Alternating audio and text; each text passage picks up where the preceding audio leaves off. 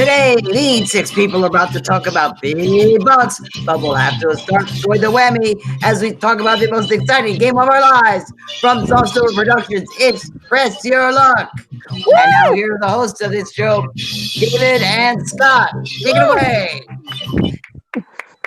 away. Thank you, Elliot. Thank you, Scott. Yep.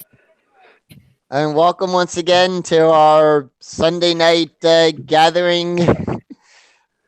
Pardon if I'm a little out of it. I just happened to wake up about an hour ago from a long nap. Anyway, that's right. As you can tell by the topic of this, we're talking about everyone's favorite game, everyone's fan favorite game show, Press Your Luck. And with us tonight, we have our resident expert, Elliot. Of course, thank you. We have Woj. How you doing tonight, Woj? Well, most importantly, happy Mother's Day to you, Matilda Wojus. Amen to that. It is Mother's Day. Yeah. We have Carla from way down under in Australia. How you doing tonight? Hello. Okay. And we have Charles. Charles, how you doing tonight? I'm doing excellent. I'm ready to have fun on this podcast. This should be a great topic.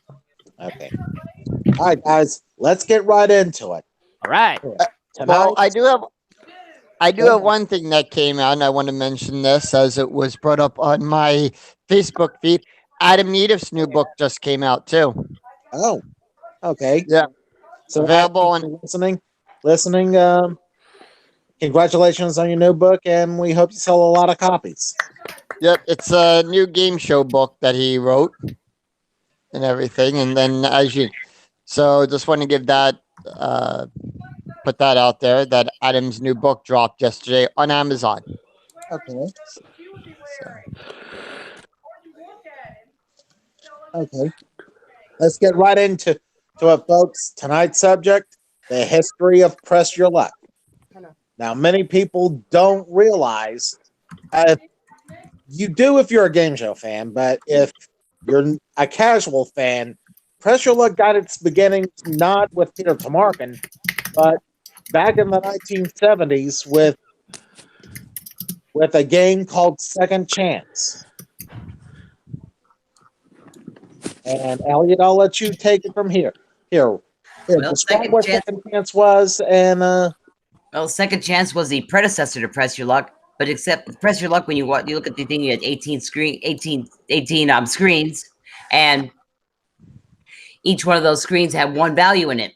But in Press Your Luck, each of them has three values rotating through on different projectors. I'll share the screen right now to show you what Second Chance looks like. That would be hold on a second. Here it is. I'll try that again. Okay. And here it is. This is Press Your Luck. This is what the screen looked like. And if I would press my luck, hold on, with this number right here. The lights went much faster, and when you hit the up, and also the top space had a free spin. That was the only one that changed, but that came later in the series. And then $900. Now you never those pieces of the gifts on them. Those are the ones that were the prizes. You never know what the prize is until you actually land on them. And of course, the devils, those little devilish characters, those are the whammies. Okay. And with hardly anyone get additional spins, so you never had the spin wars as Press Your Luck did. And there's your prize. And that's Second Chance. All right, then. So for people that don't understand, you hit 4 of those devils and you're out of the game. That's correct. And Second Chance, even the questions were different. Here in Press Your Luck, you had 4 questions. But in Second Chance, you had 3 questions. You wrote down your answer, then you put it on display and put your card in front of you, and then the host would say, well, you have at least one of you have it right, maybe 2 you don't have it right. He would be sort of ambiguous about how many people had it right. And you had a second chance with a multiple choice as to which answer you actually want to keep. If you got the first time around, you get 3 spins. Question well, got it with 1. Got in the multiple choice, you got 1 spin, but there are only 3 questions in the game per round. Okay. And I assume, and the game was played in 2 halves, right? Absolutely. Yeah. First half, There's the top value was in the pilot. The first top value was 2,500 in the first round, but it became 1,000. And then the second round, the top value was 5,000, and later on, that 5,000 came with a free spin, but it also would rotate between 1, 2, 3, 4, and 5,000. Okay. Everybody got that? Good. Yep. All right then. So, start with you, Woj. Do you really see any problems with the second chance format? Well, as far as the question round, it's an interesting concept to really just going by what your instincts as opposed to what the other players are informing you of, or what Jim thinks informing you of, and it can actually give you the most spins out of any question round we've seen on any Press Your Luck. Actually, not. You only get 27 9. Oh, 27 per the whole game, yes. Per player, no. Yeah, 27 spins is the potential for each round. I mean, and then the big board round, I know they were going with the technical limitations at the time that they couldn't, have any kind of animations or really shuffle the board as rapidly as you could, so they had to compensate by moving the light around at 20 boxes per second as opposed to 4 boxes per second. I mean, really the only real clinker we have here is just the lack of extra spins, which there was only 1 extra spin available in the entire game, and it wasn't hit very often. So it was good for what it was. I don't see any, real major flaws with it. Okay. Same question to you, Scott. What did you see, if anything, do you see any flaw in the second chance format? No, in fact, not really. In fact, I see, with seeing the pilot, and I think maybe the 1 or 2 episodes that are out there that have been uploaded to YouTube to correct on the Game Show Reviewers video of Press Your Luck. There are videos out there of Second Chance and everything. There's the pilot, and there is 1 or 2 episodes, full episodes of the show. I think Jim Peck did a great job as host on that. One of the underrated hosts, I would have to say. Okay. Carla, same question to you. Did you see any flaw in the second chance format? I've only seen the 1 episode on YouTube, and I don't find any flaws. It's pretty good for what it was for the 1970s. Okay. Elliot, you're Yes. you're one of the Press Your Luck experts. Do you see any flaw with Well, first time, like I said, it's the extra spins. I think it's sort of there's that kind of lacking that you couldn't have to spin more, so it wasn't as much excitement in that perspective. And I remember one of our friends, Bill. He said he noticed that he watched 1 episode back when it was actually on. He said that the way they for some reason the control panel, the scoreboard only showed I think maybe possibly 18. The thing only held 18 spins, but one person, 2 people, both people passed to the player in the lead. So by the time it was his turn, he had more than 20 spins. It wouldn't fit on the control panel. 20 spins? Oh, Yep. I think that was a bit excessive to really build a scoreboard with 18 lights as opposed to just, just a couple squares with numbers in them. Well, they weren't expecting that to begin with. But in the pilot, they didn't have more. No, the scoreboard could only hold up to 18 spins since they just had 2 rows of 9 lights as opposed to 3 rows of 6 lights in the series. Okay. It's still 18 spins. It's still 18. You needed 20. 27 it was theoretically possible to hold 27. Okay. And now, Charles, same question to you. Did you see any flaw with the second chance format? Well, for one, I have to agree with the others on this one. The lack of extra spins on the big board, of course. And the question format was kind of okay, kind of wasn't. But it was good for what it was, though. It was a great show. Don't get me wrong. Okay. Woj, where do you think Bill Carruthers was trying to go with this? Because he was the creator of Second Chance. About where to go with it as far as the direction to take it in or what happened after the cancellation? Well, when the show got on the air? Where do you think he was trying to go? What was he trying to accomplish?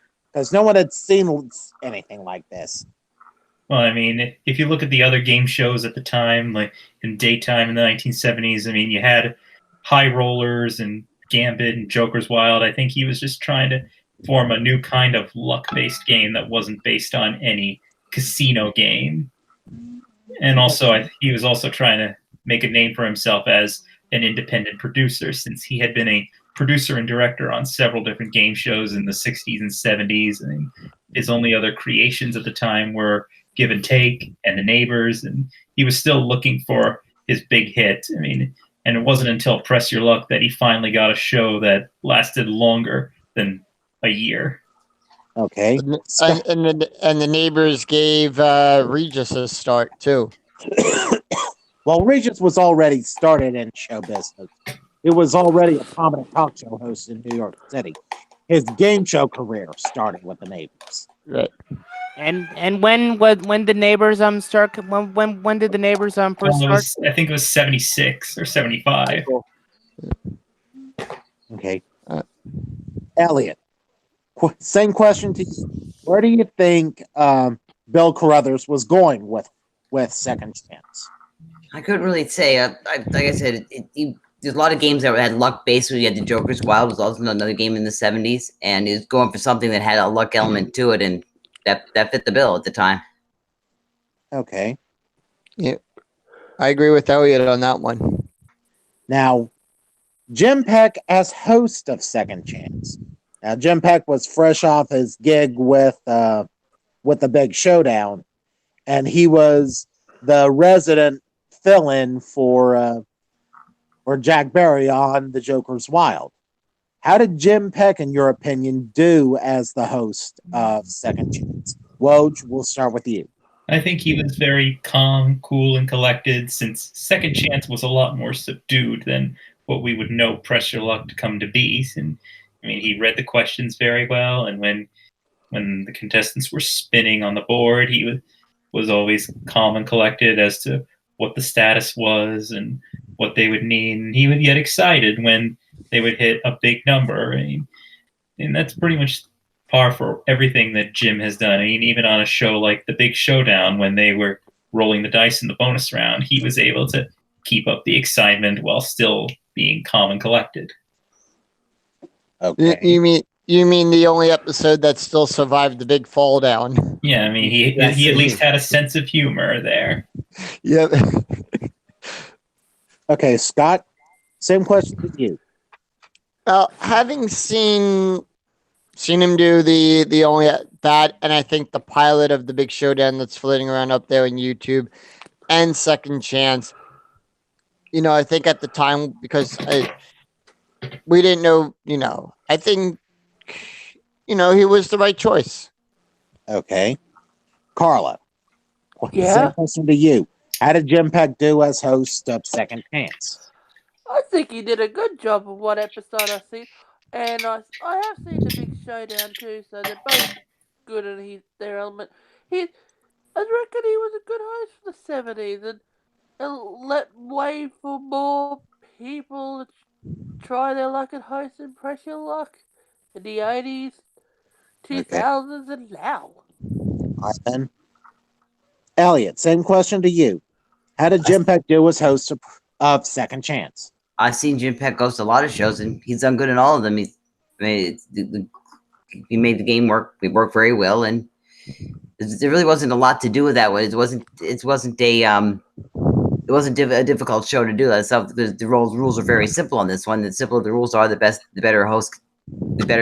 more the host can take control of it, as opposed to trying to figure out what's going on. Okay. So he knew what he was doing. Okay. Charles, same question to you. You wrap it up. How do you think Jim Peck did as host of Second Chance? Well, I have to agree with everyone else. He was very calm, very collected, but he had a lot of fun doing it too. So I think Jim Peck was a great host of Second Chance. Okay.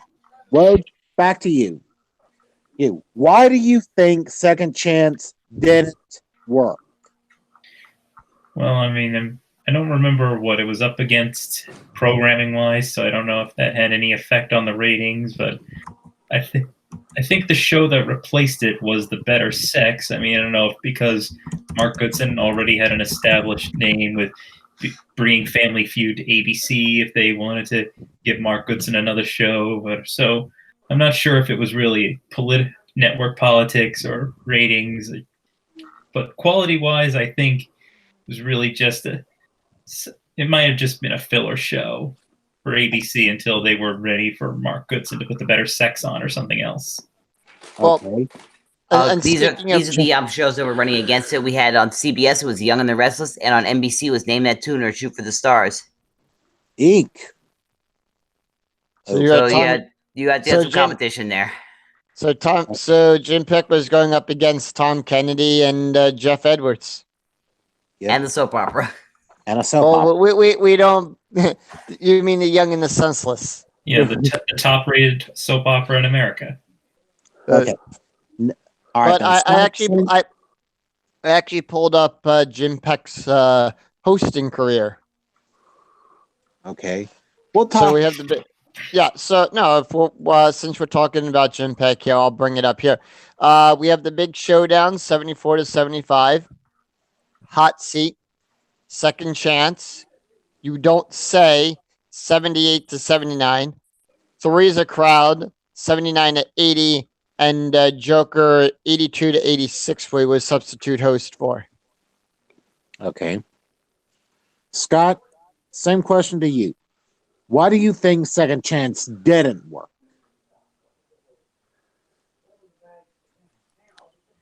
I really can't see any flaws in that. Maybe due to the time slot it was in. That could have been it. Do we know what time slot it was in, Elliot? Let me take a look. It started at 11 o'clock, and then we have 11 o'clock here. Yeah, I'm not sure if Price is Right was airing there at the time. Not yet. Because that was before Price is Right started mowing down any show that debuted in that time slot. Well, that's true. Okay. Carla, in your opinion, I know you've only seen the episodes from YouTube, but why do you think Second Chance just didn't catch on? And I agree with Scott. I didn't think I found any flaws in that episode, except for the Whammies are just devils, and the four of them just get you out of the game like pressure luck. Okay. Elliot, now you're old enough to have actually watched this thing in the flesh. Unfortunately, I didn't get to see it. I think it was only on for a shorter period of time. It was when I was in school, so I think it was a different show that I think I watched Shoot for the Stars instead. Okay. And But in your opinion, why did Second Chance just not work? well, there wasn't enough of a thing to keep the guys to watch. A lot of it, like you're just watching the person spin on the board. There didn't have the play along effect to it. Even though Press Your Luck doesn't have it, but it has the whammies. The Press Your Luck has the whammies with it, and you're interested in watching that cartoon. You had other things going on there where Second Chance didn't have as much to keep your attention. Okay. Charles, wrap it up.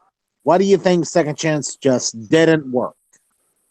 Well, the reason why I think Second Chance just didn't work because I didn't think the world was ready for a Press Your Luck game show like that, and plus there wasn't a lot to catch attention to at all.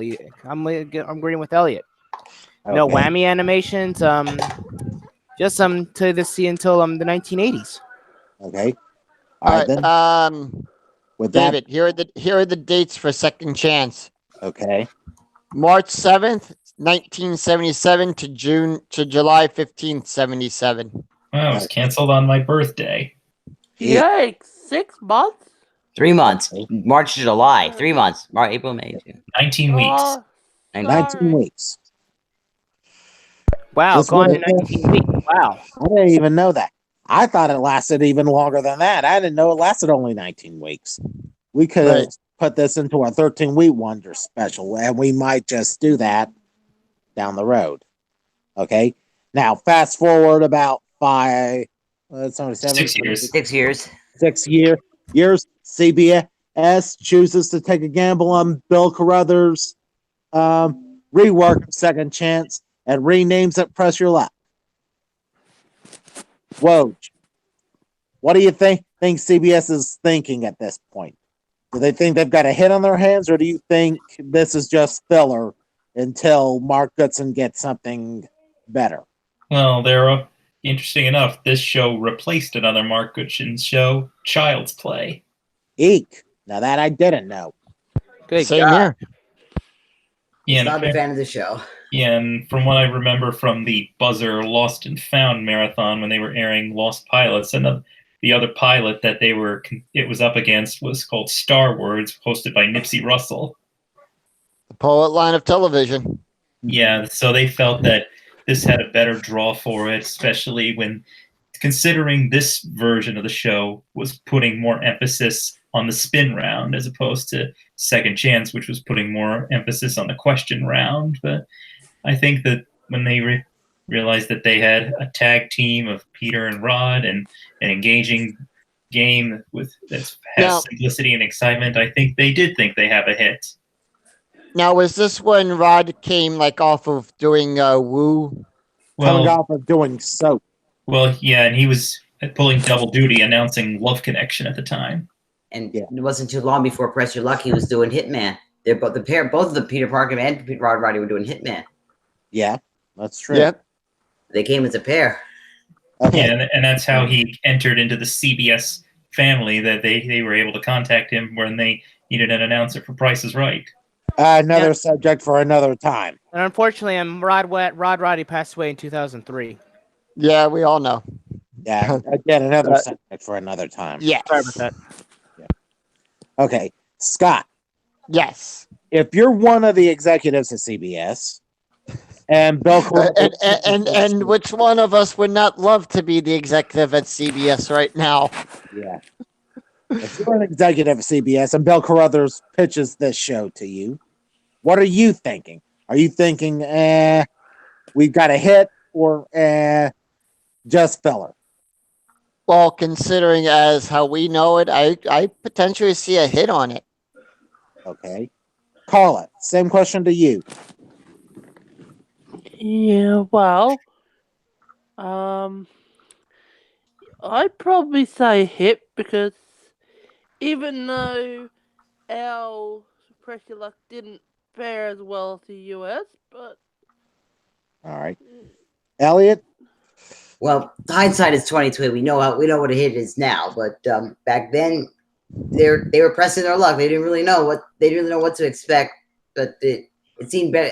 It mattered. They needed a game show to have, and it seemed to be of the ones that they were offered. This seemed to be the best choice. I think that's what they were thinking.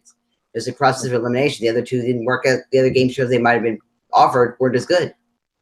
Okay, and Chuck. Last question to you. You're an executive of CBS. And Bill Carruthers pitches this rework a Second Chance to you.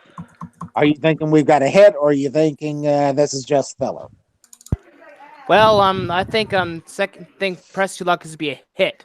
It lasted for 3 seasons. Boom, it was a hit. Okay, and now Elliot, seeing that he brought that up, for the people that don't know what Press Your Luck is, go ahead and show them the goods. All right. And where have you been? It's on Buzzer. Yeah. It's on Buzzer. I think 10 o'clock on Saturday and Sunday. I think 10 o'clock across the board.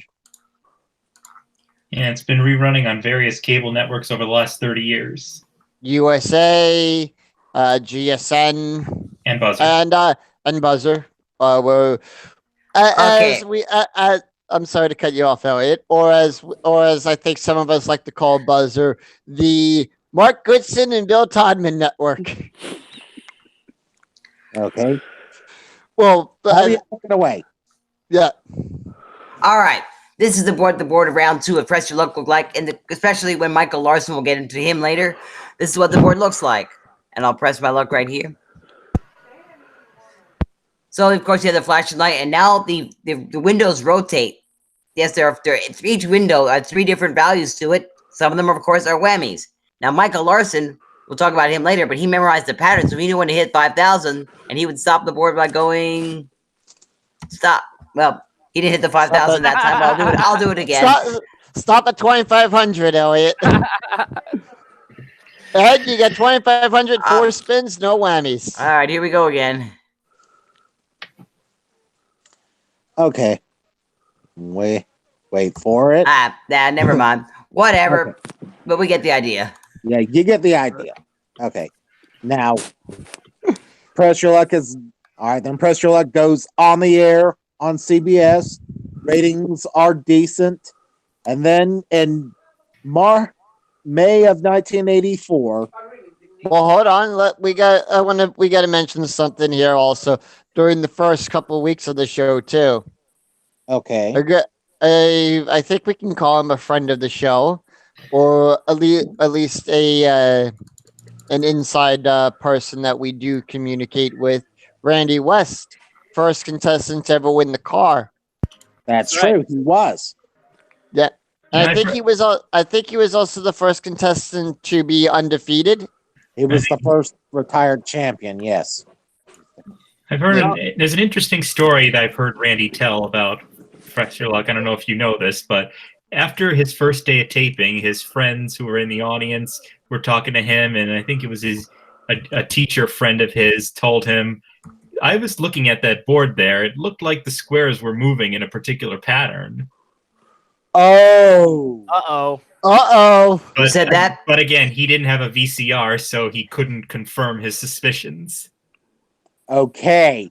Now, with that brings us to May of 1984 and a certain little ice cream truck driver.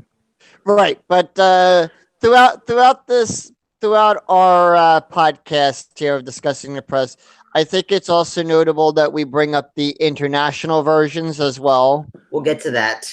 Right. Do Michael Larson first. And between us, David, me, and you, the impact that Press Your Luck has had on the convention scene. Okay. Now let's talk about Michael Larson. Yeah, let's talk about James Holzhauer's grandfather. Roasted. I think that would be a good way to put it. Okay. Yes. That brings us to May of 1984 and a certain ice cream truck driver. May 19th was the tape day. May 19th, and his name was Michael Larson. The Press Your Luck King. The Whammy Slayer. Now, the contestant coordinator Bob said Edwards. something was off about this guy. He didn't want to book him. Bill Carruthers overrode him. That's how Michael Larson got on the show. David, I thought it was the other way around. I thought Bill didn't want to book him, and I thought the contestant coordinator did. No, it was the other way around. The contestant coordinator didn't want to book him. Bill Carruthers overrode him. Yeah, and Bob Edwards is still gloating to this day. Yeah. Now, when he sits down at that podium, on his right is the current champion, a Baptist minister. On his left is a dental assistant. Yeah. Now, from firsthand interviews, the dental hygienist thought, I'm going to win this thing. And this is all taken from the GSN special that they did, Press Your Luck's The Big Buck Scandal. Right. Now, so just citing our sources, folks. It's Big Bucks, the Press Your Luck Scandal. Thank you. Now, why is Michael Larson so infamous? Elliot, you are better. You are the Press Your Luck expert. Go ahead and tell the fans, what did Michael Larson see that the world didn't? Well, when Michael Larson was in his living room or his den or whatever he called it, lots of TVs on, taping everything, and he was looking for the next big thing. Well, he saw Press Your Luck, and after watching it a while, he noticed something very peculiar. Those lights were not flashing at random, they had a pattern. So he practiced on his VCR, figuring out those. We memorized the patterns, practiced on his VCR to know when to stop it. But wouldn't you know, when he got in the game show, he knew the patterns. He was always hitting that top square with the 5,000 a spin, or the one on the right, the square number 8, which is the 500 a spin, 750, or 1,000 in a spin. So he's always getting that extra spin. He knew when to hit it. And he just kept on going and going, 100,000 before he passed it, and then spins got passed back to him. And when it was all said and done, $110,237. Congratulations! And part owner of CBS. Part owner of CBS, yeah. With that much money, you could buy the Bahamas. Yeah. Now that's what many people don't realize. There were a few spins in his repertoire that did not follow that pattern. He might have, yeah. He kind of missed on a couple of occasions. There were two main patterns. Three main patterns that he was following. Two of them didn't actually follow what he needed to do. But there were three of them that did work. Two of them gave him the square number 4 with the $5,000 space, and one of them gave him the $1,000 500 and 750 space. Yes, But and there was all- one spin. There was also one spin in round 1. He whammied. Yeah, for his very very first first spin, he spin. did whammy, but he had to get in would not rhythm. do it again. He would never For do it again. He hit 1250, his other two spins, so he had 2,500 going in. And the final but spin was the that still put him in last place. Yeah, Many believe it or not, because the other two players got that 2,500 is usually a good first round score, but not this time. Yeah. Didn't matter. Now that we know what Michael Larson did. Now, in your opinion, Woj, was this cheating, or was Michael Larson just exploiting the flaw? well. First of all, if it's not against the rules, then it's not cheating. Consider, There I mean, was it's no rule saying how long you could let the board spin before you had to stop it. yeah. I mean, it's the same thing as we talked about a couple episodes ago with James Holthauer. There's nothing in the rules that says you have to stop at the bottom. You have to start at the bottom of the category board. Right. Okay. Now, Scott, Yes. Michael Larson. We have established he's not cheating. But Right. if you're Bill Carruthers and you're watching this happen, what's going through your mind? I would probably say the same thing to Peter. Keep it going for as long as it can. We'll deal with it after we're done taping. But just try to keep it going. Right? To which we've already discussed what Peter Tamarkin replied. Yep. Just gonna walk away with the network. Yeah. We have to make room we have to cancel Prices Right so we can make room for this show. Yeah, and we can't let this rerun again. And they We'll didn't. get into that in a few minutes. Right. Okay, then. Carla, if you're Bill Carruthers and you're watching this unfold, what's going through your mind? That Michael Larson is sending us bankrupt. We gotta stop this guy. Elliot, same question to you, buddy. You're Bill Carruthers and you're watching this happen. What is going through your mind? Well, it's probably a few 4-letter words at this point. And Stuff that we can't say on the air, folks. here, yes. I will get demonetized. And he also realizes that if all else fails, he could just not air the episode. Right. But And I need a martini. he has to let the episode run just to see what happens and see if they can find out that will they have to pay him off. And because he was not cheating, all he did was follow the rules. All he did was study. It's like studying for a test. That Yep. you're playing the game. That's all it is. Right. Charles, same question to you. You're Bill Carruthers and you're watching this happen. What's going through your mind? He's not there right now. I'm here. You are? Okay. Well, what's going through my mind? This guy is good. We got to have him on here. We got to keep him on here. All right. Well, now Never mind. this Plus another thing is they're gonna be screwed. all right, then we will now talk about what Michael about the aftermath of what Michael Larson did. And Woj, Okay. we'll start with you. Woj, the standards and practices at CBS is trying their damnedest to prove he cheated.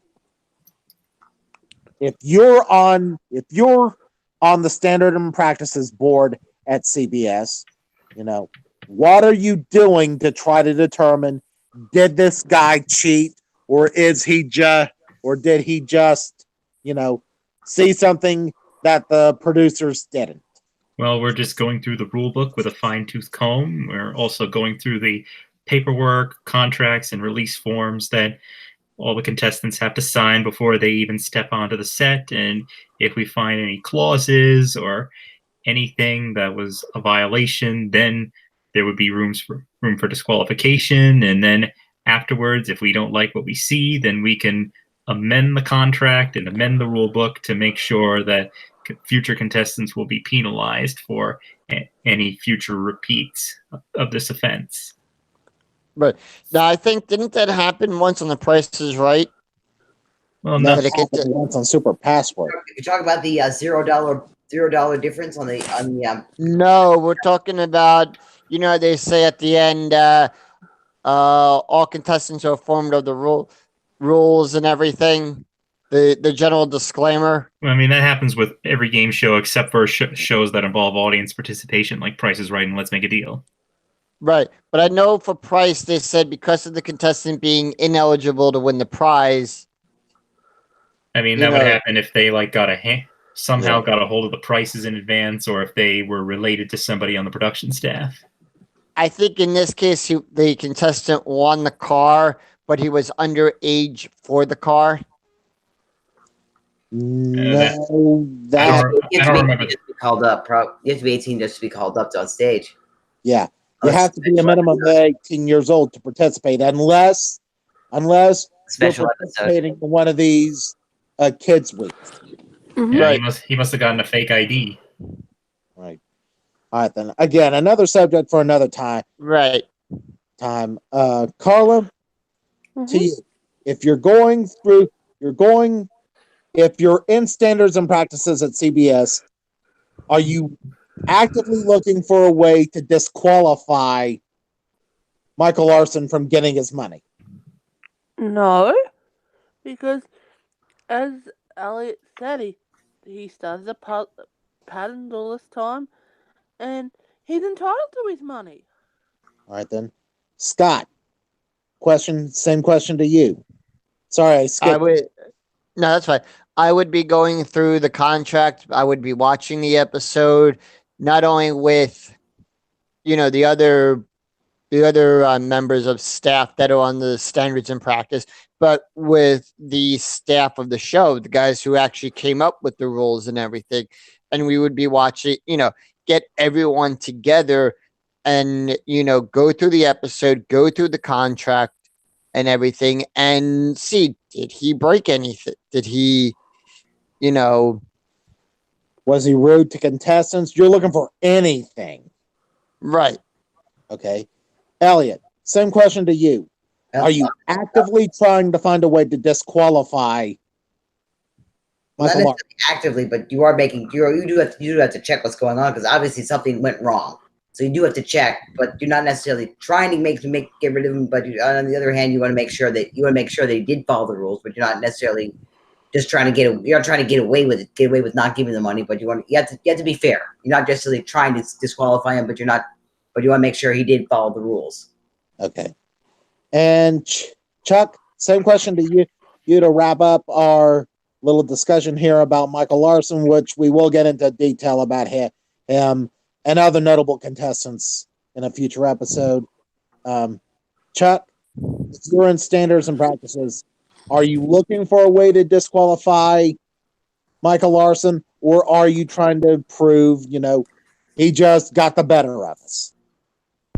I'd prove he just got the better of us, because there's nothing in the rule book says you can't memorize the board. Okay.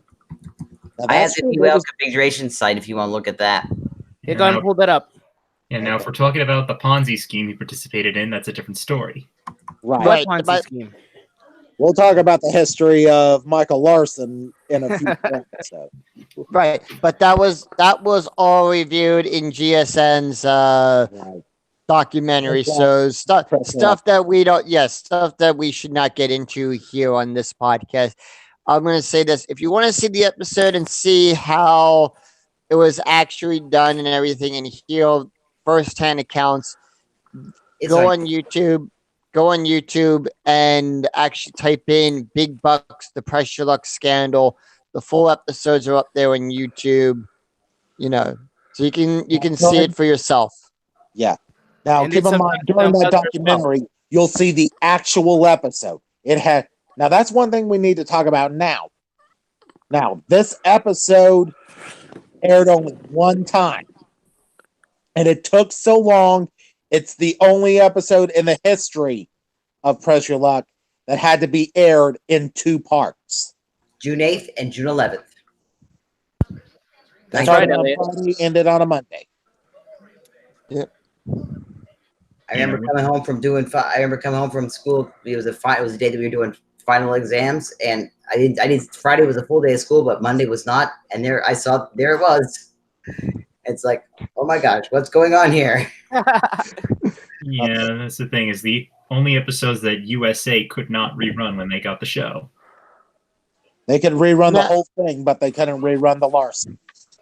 Now, here's an interesting question for you, Dave, and I'm not sure if you're the one that's able to answer this, or if this is a question that we need to pose to, the people we know and everything about that. It's like, why did USA not air it, but when GSN aired it and when Buzzer aired it, they were able to air the Larson episode in full?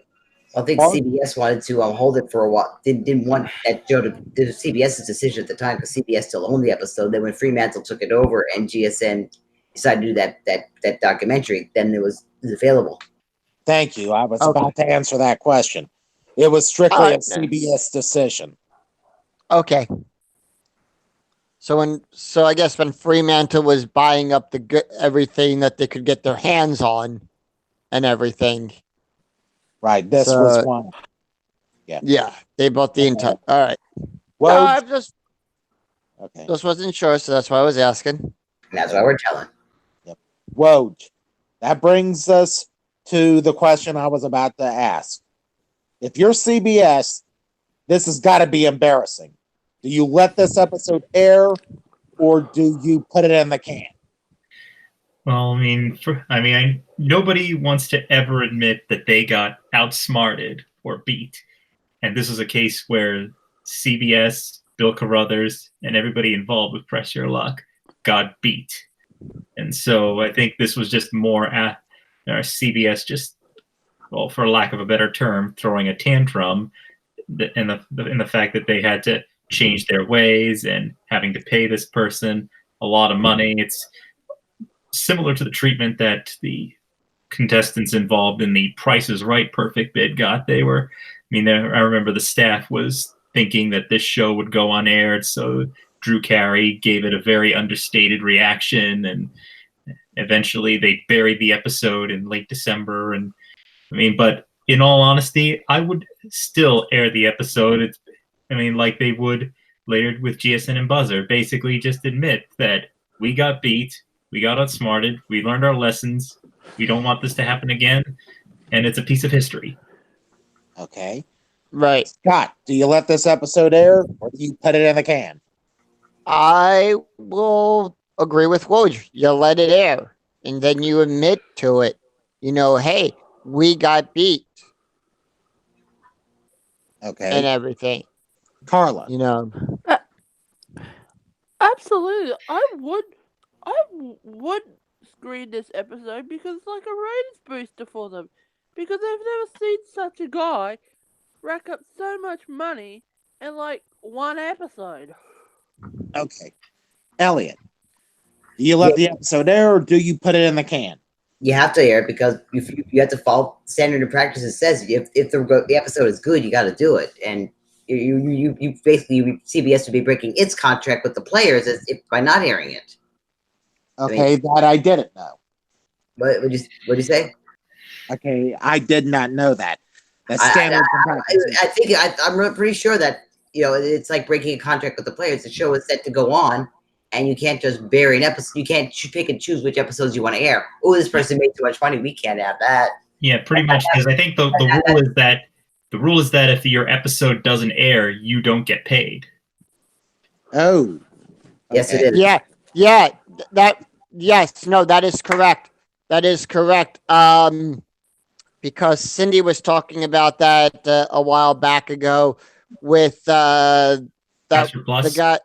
Yeah, with Password Plus, because of what's his name going on that rant George and everything. Oh yes, Yeah, I they- remember that.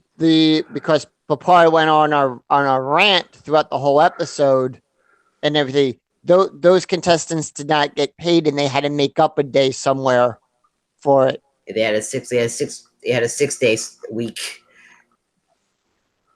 Yeah. Okay. That I didn't know. All right. Now, Chuck, same question to you. Do you let the episode air or do you try to put it in the can? Well, I would let the episode air because not only that, it'd be a good ratings boost, like Carlos said. But I think show that CBS got whammied, literally. Okay. Now, we know the end result was, standards and practices went through it all with a fine-tooth comb. And I'm quoting the actual lady that made the final decision. And she says this in the documentary. She said, "We went through the release forms with fine-tooth combs. He had not broken any of the rules of the game. He had played fairly. He was an eligible contestant. Standards and practices rules that this man should get his money, which he won fairly and honestly. And the end result was Michael Larson pocketed $110,237 in cash and prizes. But Bill Carruthers took steps to make sure this never happened again, like Woj said. Instead of 5 patterns of 18, he made 32 patterns of 18, making it Whoa. Yeah, they had to completely replace the console that ran the board. Yeah. And the slides as well. No, No. Slides. The slide. Yeah, the slide. Slides for another year and a half. Yeah, because the first console they had only had room for 5 patterns. This was before computer technology could make it random, so they had to reprogram the board twice over the course of that summer before the new console was ready to expand it to 32 patterns. So that's why the board was ranked slow for a while. And the original randomizer quote is still in the CBS archives. Oh wow! Oh yeah, that's right. Because they pulled it out for the documentary. For the documentary. Okay. So Now we won't get into what Michael Larson did after he got his money. That's another subject for another time. But Right. Press Your Luck chugs along until 1986. What happens? Woj. Well, I mean, what happens immediately after the cancellation? No. What happened to bring on the cancellation? What's going on that the ratings plummet? Well, from what I remember, from what I've researched, it was in January of '86 that CBS moves Press Your Luck to the afternoon, and in its time slot, they put Card Sharks with Bob Eubanks there. And basically, the ratings never recovered after they put it in the afternoon at 4 o'clock, I think. I didn't know. I thought Card Sharks was the replacement for Pyramid, not for. No, the $25,000 Pyramid continued for a couple more years. You're thinking of Blackout. Okay, Blackout. Okay. Because if I remember correctly, Blackout replaced 25, replaced Pyramid. That lasted only 13 weeks. They brought back Pyramid until Ray Combs' Family Feud was ready to air. That's correct. and was that in 1988? I think. Yes. Okay. So, boneheaded move on CBS's part. Would you agree, Woj? Considering how Card Sharks its replacement lasted the same amount of time, I think it's kind of a wash. Okay. Elliot. Boneheaded move or not by CBS? Well, Press Your Luck probably was losing ratings but later on I want to talk about how the board devolved after that last season. That was probably part of the contributing factors. Should I bring up the Press Your Luck configuration to show what I mean? Go ahead. Yeah, go ahead. All right. Okay, let's take a look here.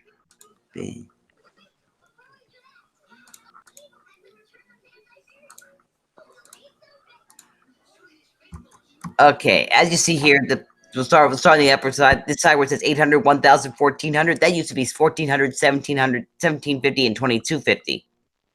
And let's see, the 500, 700, those are also higher. There's also, I think there's a 2,000 up, there's a 1,200, the 500s were there, the 1,250 was there, there's a 2,000 here.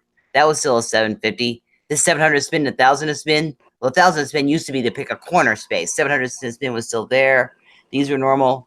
This $500 that used to be 800. 1,250, 1,500 in prize. There used to be 3 prizes.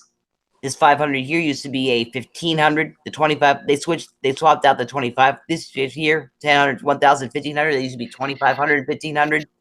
What they did was they made this cheaper. They moved the 2,500 over here because they didn't want the advanced 2 to give you a bigger amount anymore. This 2,000 was still here. There also used to be a 1,500 a spin and another 1,000 a spin. They dropped those values by a lot, and they also added cheapening the game. They made the board very cheap, so less money was being won on these shows. And that's another reason why I guess it was losing interest. They're trying to save money because the show was not getting the views that it was getting before. Okay. Now, Carla, same question to you. Boneheaded move by CBS or? I think in a way it's a bonehead move because for a fact that at the time they put Press Your Luck in an afternoon when most of the US game shows were made in the morning, so I think it was. Okay. Chuck, wrap it up. Boneheaded move by CBS. Yes, it was a boneheaded move by CBS because they knew they knew the series was ending, but I would have thought they could have gone for another couple more years, but it just didn't have the lasting effect it once did. Okay. And now that brings us to 1986 and the end of Press Your Luck. The show. For the time being, yes. The show kind of survived, flourished in reruns. That's right. And Woj said it was on GSN and the USA Network, and now running on Buzzer. Now, it's the late 90s, early 2000s. They start whispering, hey, remember that show, Press Your Luck? Remember that show, Press Your Luck? Yes. GSN is starting to hear and said maybe people remember it. Well, they got the reruns in late 2001. Right. Now, after the reruns start getting very decent ratings, GSN starts talking, maybe we should start thinking the show might survive today. Now, obviously, Bo Carruthers had no involvement with Whammy. Press Your Luck. Yeah, he passed away while Whammy was airing. Yeah, I was pretty sure he didn't have any involvement with Whammy. Yeah, I think he was just very ill at the time. Yeah. But what are you thinking at this point? Is GSN, when everybody starts saying, hey, let's revive Press Your Luck, if you're an executive CB at GSN, excuse me, good idea or bad idea? Hey, Now it's time for everyone's favorite segment. Good idea, bad idea. cool. I know, but we have to be a little bit funny with this. Woj, good idea or bad idea? If you're an executive at GSN, start thinking about a revival of Press Your Luck. Well, I'm just seeing the fact that Press Your Luck was USA's longest running rerun. It ran for almost 3 times as long as the show itself. So we see that there's an audience there, and that we, not only can we get the nostalgic crowd from the 80s, but we can get a whole new generation into this and we can also take it to the next level by having a fully computerized board where a Michael Larson is completely impossible, and you have 3D animated whammies that go many steps above the Hanna-Barbera level animation you saw in the 80s. I think that it's just like what we're seeing today, and in fact, what we've been seeing in Hollywood over the last 10 years. What's old is always new. You're right about that, Woj. Okay. Scott, same question to you. I'm going to agree with Woj on this one. What's old is new again. It's like what ABC's been doing recently with a lot of the classic game shows. Okay. You know, bringing back the star-studded match game, the All-Star Family Feud specials. To tell the truth. Oh, that's another subject. Including Press Your Luck. And right, Press Your Luck. Dude, Yeah, and we're car gonna talk about charts. that in a few minutes. Right. You're getting off topic, Scott. Okay. But no, I'm just getting into with what Woj was saying about what old is new again. All right, Carla, same question to you. Yes, because it's showing a new generation of people what Press Your Luck would be in the all-new Whammy. Okay. Now, Elliot, same question to you. Yeah, when they saw the good ratings of the Press Your Luck Classic episodes going through the roof, they said, "Hey, if they like this, let's give them more. Let's give them more." So they did, and here it was. It was a little bit different. They also had to update it a little bit. Like I said, when I first saw it, I said, "Oh no, they MTV'd it. They made it more glitzy and more appealing to the teenagers." Yep. No hot tubs. No hot tubs. Yeah. Okay. Yeah, well, they did have a hot tub on the first Press Your Luck. Yep. Okay, then. And Chuck, that brings us to you. Like I'm saying, I agree with everybody. What's old is new again. And Wow. the new Press Your Luck was where it was at. Plus the double whammies. Oh my God. They could get messy.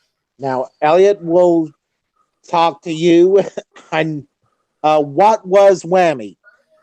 Whammy was Whammy brought back Press Your Luck, but they made it a little bit different. They didn't have these square.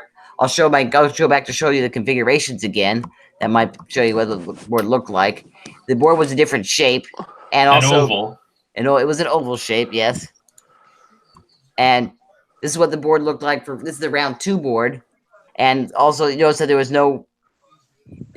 less extra spins on this board though, but there's only like 6 extra spins on this game as opposed to the 13 or so that was on the original Press Your Luck final board. And we also had things called double whammies. What would happen when you hit them? You got lots of message stuff. I think they turned out it's like Nickelodeon, getting slime. Yeah, it's trying to double dare it. Yeah. It really was not. That was not one of my favorite ones. That was the stupid idea. They also had a new feature called the 2 halves of the car key. Get a key in the first half, get a key in the second half. Put them together. If you win the game, you get that car. Well, in the first season, they had the gem car. Yeah, that was a piece of junk. A golf cart. Yes. Okay. Now, But I don't think anybody got the gem card in the first season. Now, Peter Tomarkin was self-explanatory for Press Your Luck. But let's take a couple of minutes to talk about who hosted Whammy, Todd Newton.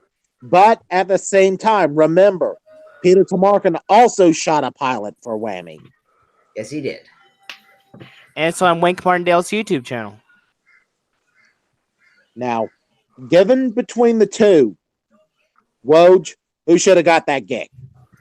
Well, I mean, that's a tough call. I mean, because hindsight is always 20/20. I mean, with Peter, I mean, because both of them had worked for GSN in the years up until that revival. You had Peter, who had done the interactive games for GSN, and Todd, who had done Hollywood Showdown for GSN. So, I mean, really, I think they could have gone with either person, and both would have done an equally good job. I mean, just watching the pilot, I mean, Peter hadn't really lost it. I mean, he adapted well to his new surroundings, I think. I mean, at the same time, I don't think it was a mistake to go for Todd Newton. I mean, I felt he did a better job in season 2 than he did in season 1 when he was a little more shouty in season 1. I thought he was able to become more calm and collected in season 2. So really, I don't think a mistake was made. Okay. Scott, same question to you. They were both fine. You know, Peter was Peter, Todd was Todd. They both brought, you know, their own personality to the game. Okay. Carla, same question to you. I probably agree with both Wage and Scott because they both did a good job. Okay. Elliot, same question to you. Personally, I would have preferred Peter because, well, I grew up with Peter. And, well, Todd was a guy I'd never seen before. I didn't really watch the other show he was on. You never saw Hollywood Showdown? I saw it like once or twice. I was never really into it.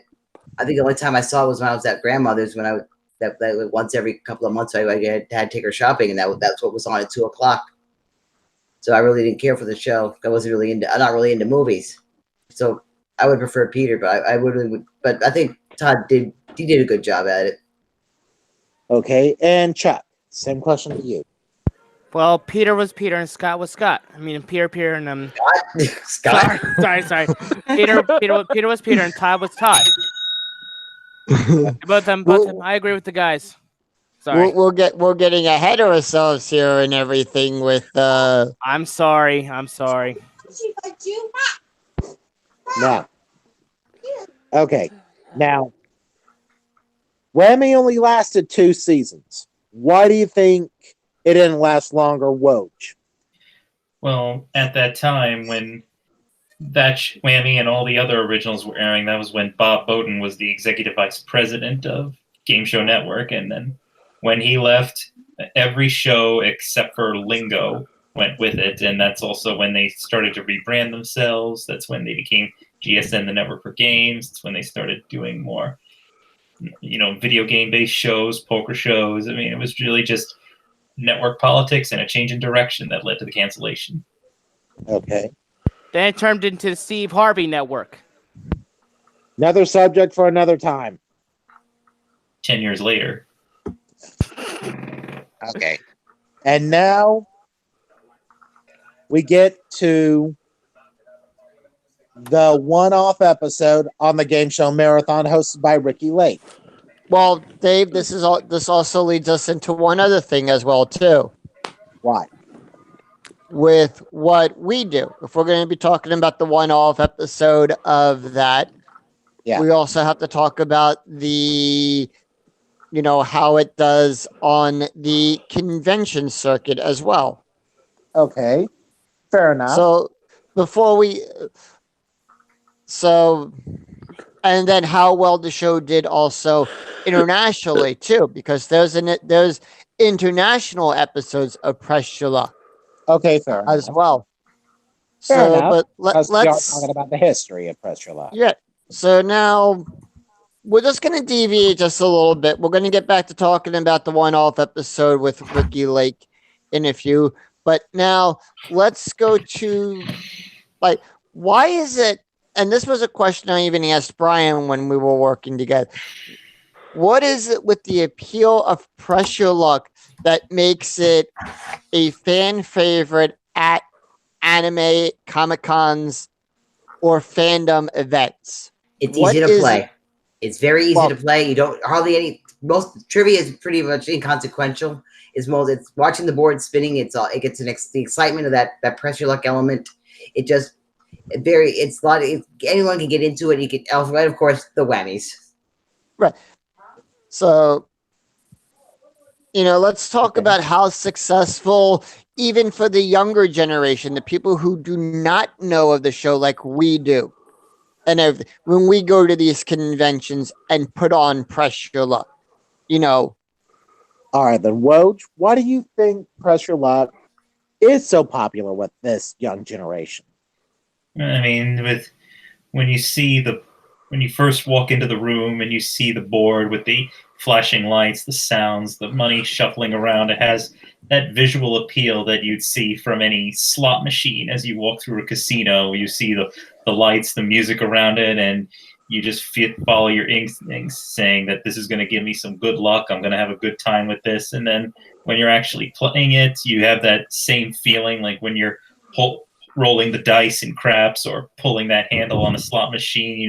You're chanting for good luck. It has that same instant gratification you get. And as Elliot was saying, it's very simple enough for anyone to understand. Okay. Now, Press Your Luck, like Scott said, has had Australian version, has had international versions, and I can bring up the Australian board if you want me to. yep. Oh, it has made an Aussie version as well. Hold on a second. I think I lost a file on that one. Never mind. Carl, Uh-oh. you're from Australia. Did you Yeah. watch the show when it aired down there? Yes, I did. Because I think it only lasted one season, but I would watch it many repeats. I think it came on about 5 o'clock in the morning, and with this, it was a bit of a difficult element to Press Your Luck in Australia. In order to win the car, you had to win 5 straight matches in a row. Huh. Kind of like what you saw in Jeopardy during the 90s. Again, they must have had a lower budget. Yeah. We did have a lower budget, but it was fun when Ian Turpie announced the prizes that someone had landed on, or when he said whammy when the whammy emote. I got it working. Oh, here we go. He'll show you. Okay. Hold on a second. Let me share the screen. And this is what Press Your Luck looked like in Australia. Hosted by Ian Turpie. Yes, I just said that. Yep. Top prize is only 4,000 to spin, and there's also not too much left, not too much to go for. Everything else is very tiny. Everything else except for that time window is less than $1,000. So not really a lot of stuff, and the prizes are also very cheap. How what it cheap looked like. are they? They're very. They were cheap. so cheap. How cheap were they? Okay. Isn't it great to live in America? Now, there was a German version where the whammies were sharks. And there's two German versions. The other one was they were vultures. Yep, Oh. I watched both of them. There were two ones. One was a vulture, and the other one was a shark. And there's one that we're also missing as well. If we're talking about international Press Your Luck, one that none of us have ever seen. The British version. The British version. And there's also a Filipino version of Whammy Push Your Luck. And I've with some seen that hilarious too. results. Yes. Okay. Hopefully, I'll see if I can bring that up. See the British. I'll try and bring up the Whammy Push Your Luck thing. Here it is. The double whammies are a lot messier there with things like chocolate syrup and flour. Yep. Sounds like a Nickelodeon game show. More like a Double Dare kind of thing, but this one was more messy. Okay. Now that brings us to the one-off episode during the game show marathon. Watch this. There it is. Whammy Push Your Luck. Whammy, push your luck. Dang. Okay. And they actually have 2 hosts for that one, it looks like. Sure did. One English host and one international host.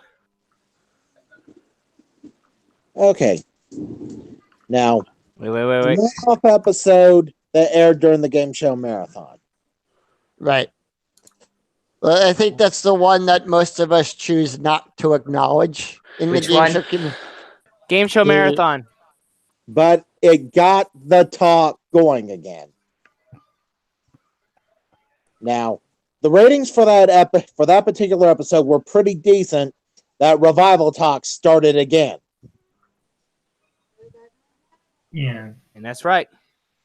took well over a decade for that to happen. Yep. Yep. And that was in 2006. Game show marathon happened. 2007, wasn't it? It was 2006. Oh. And now, with that, we don't really talk about that because it was kind of self-explanatory. They did double the amounts on the board. They did do that. Yeah, they went to 10,000 to spin for the top.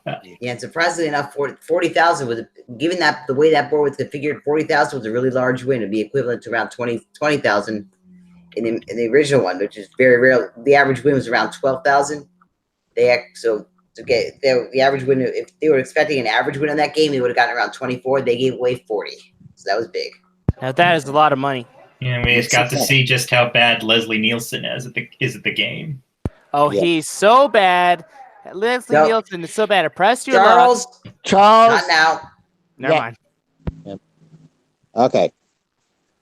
And that brings us, that was 2006. The revival talks started and stopped again. And that brings us to this winter. That brings us to the winter of 2018. The talk starts going that maybe ABC will roll the dice. No. Well, they had the April Fool's announcement last year. Right. That was Yeah, we it. sucked. Ryan Seacrest was the alleged host of this non-existent show. But when the whispers started, and now ABC chooses to roll the dice. Why do you think ABC chose to roll the dice now for the revival of Press Your Luck? Everybody I likes it. think because of how well that Pyramid is doing, how Pyramid, the revival of Match Game, and the other Goods and Todman game shows. Because if I'm not mistaken, I think this is also in the hands of the fans and people who know the show, so they're not going to let anything ruin it. Okay, we'll talk about that here in a few minutes. And we'll talk about that more when the show actually airs next month. But Woj, Yep. One thing we got to talk about here. We're about to, anytime a woman hosts a game show, everybody gets attention. But in this particular case, you got one famous actress hosting Press Your Luck, Elizabeth Banks. Do you think she's a good choice? Woj, you there? We lost Woj. Okay. Matt Wood just got eaten by a whammy. I think Scott, is Elizabeth Banks a good choice? Well, first of all, let's take a look at some of the other female hosts real quick. We had Betty White and everything. We've had Vicki Lawrence. And don't forget Brooke Burns. And Kennedy for that weather show, was it? Being friend or foe? right. But I'm going for the ones that the names that people know, like Betty White and Vicki Lawrence. I'm looking at the two classic ones and everything. And it, hopefully she does do a good job with it, that she's able to bring the same excitement that you get when you're watching Peter host. Okay. And everything. Elliot, in your opinion, is Elizabeth Banks a good choice for Press Your Luck? Well, I never seen her in action, so I couldn't really answer that question without knowing anything about it. But Okay. I just pray that she does good because I want to see her come back for another season. All right, then let's put it this way. Based on what you've seen Elizabeth do in her movies and all that, is she okay? In your opinion, Is she a capable game show host? Don't know her. Never seen any of her movies. I don't know who she is. Okay. Yeah, same here. I've only seen Elizabeth Banks in the Power Rangers movie. Yeah. The latest Power Ranger movie, she was Rita Repulsa. I didn't watch it. I don't watch Power Rangers. Okay. Okay. Chuck, Mhm. have you seen any of Elizabeth Banks movies besides Power Rangers? Not really. Okay. But I think she could be a good host for Press Your Luck. We'll just have to wait and see, though. All right, then. Now, Scott, Yes. what do you think we are going to see in this revival of Press Your Luck? Hopefully a return to classic with this and everything. Or pop culture inspired whammies. Well, true. The Whammies have always been up to date on that. All right, then. Carla, what would you like to see in this revival of Press Your Luck? Well, basically what I've seen from the US season in the 80s, I'd like to see possibly the animated whammies like they were in the good old days. Exactly. And the funny thing about that is Bill Carruthers did the voices of those. Yep, he did. And he was hilarious as the whammies. Hopefully they'll get someone good enough to do the voices of the whammies. And hopefully we See, ABC, we know somebody that's looking for a job to voice Whammies. Who's that, Scott? Veteran anime voice actor Vic Mignogna. Oh, God. They're whammy. Let him subject another time. Yeah, no, but I'm saying because and that is a topic for another time. And Yeah. once we get all the facts in on that, we'll talk about that issue. But I'm just saying, you have a lot of good veteran anime voice actors and actresses that could surely come in and do the voices of the Whammies and everything. I'm thinking like Kyle Hebert could play the voice of the whammy. Okay. Now, Elliot, what would you like to see in this revival of Press Your Luck?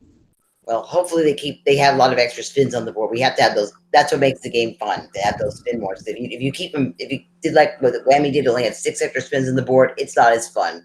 That's probably why Second Chance failed. Not enough extra spins. The game got boring really quickly. And the only thing I don't want to really see is that they have this bonus round, which is like that's going to take away from the game. They're going to probably keep the game kind of cheap. I really would have rather seen a $15,000 or $20,000 top prize in round 2. I think the highest, from what I see from that promo picture, I think the highest thing is going to be $10,000, which they obviously want to save the big money for the bonus round, which was really going to make the downgrade the game.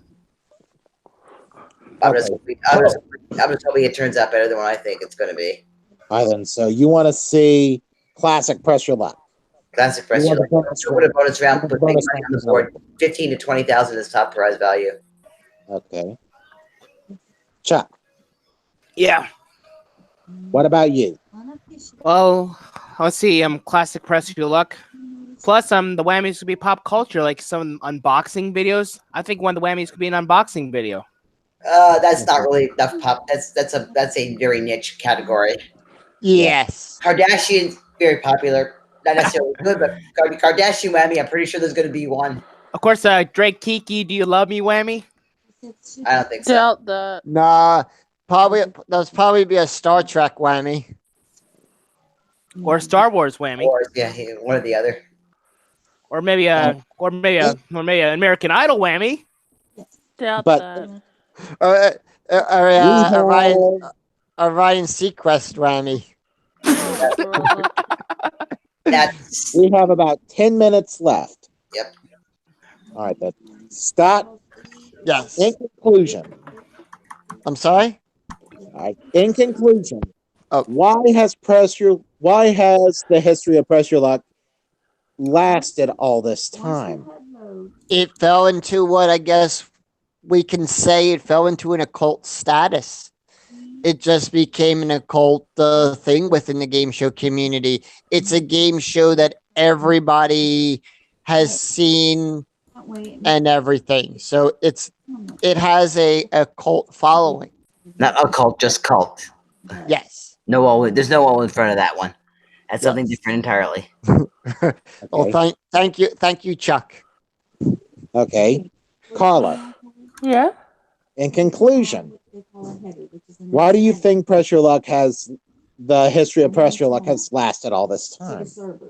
Because there's fans out there want to tune in each day it was on, expecting people to whammy out or just get whammies because they love the whammy animation.